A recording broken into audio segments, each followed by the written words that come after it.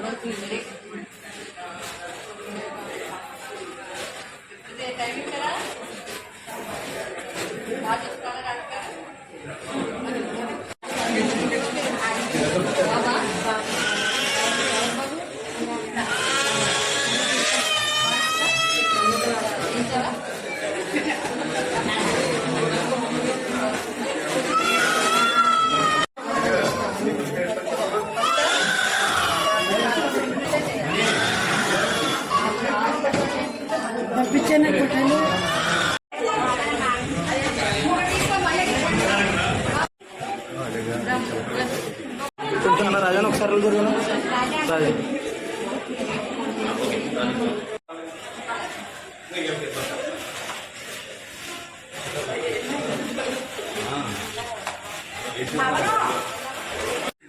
ఈరోజు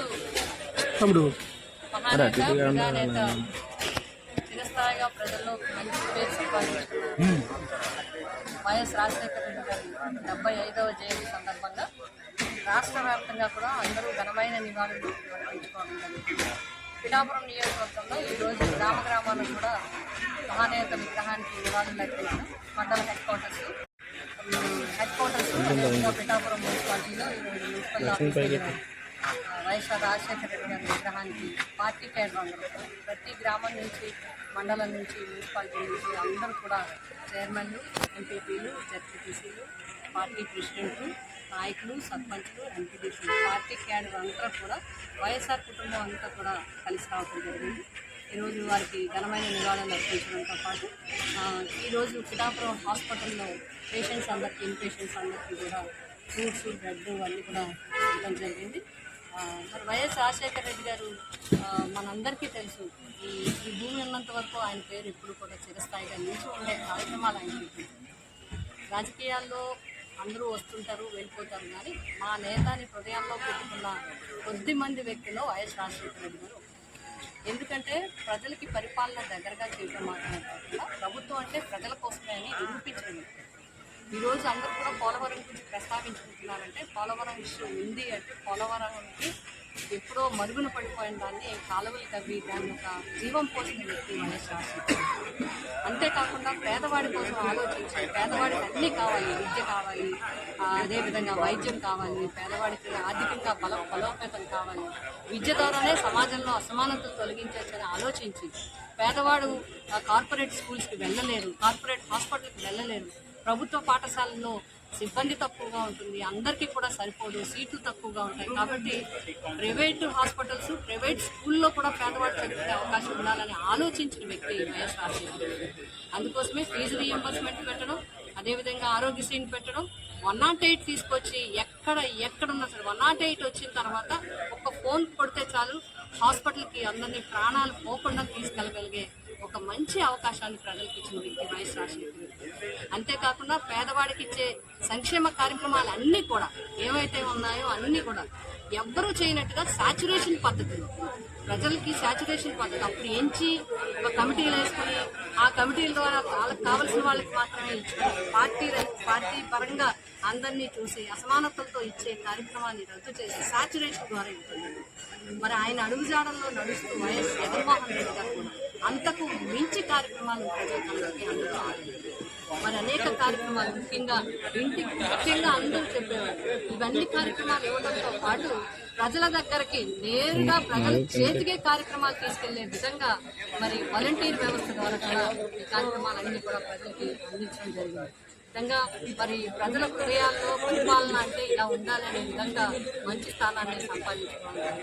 మేమందరం కూడా వైఎస్ రాజశేఖర రెడ్డి గారికి హృదయపూర్వకంగా మేమందరం ఘనమైన నివాళులు అర్పిస్తున్నాం. తప్పకుండా మరి ఆయన బాటలో నడుస్తాం. ఇప్పుడు మేము కూడా ప్రజలకు ఏ అవసరం ఉన్నా కూడా అందుబాటులో ఉంది.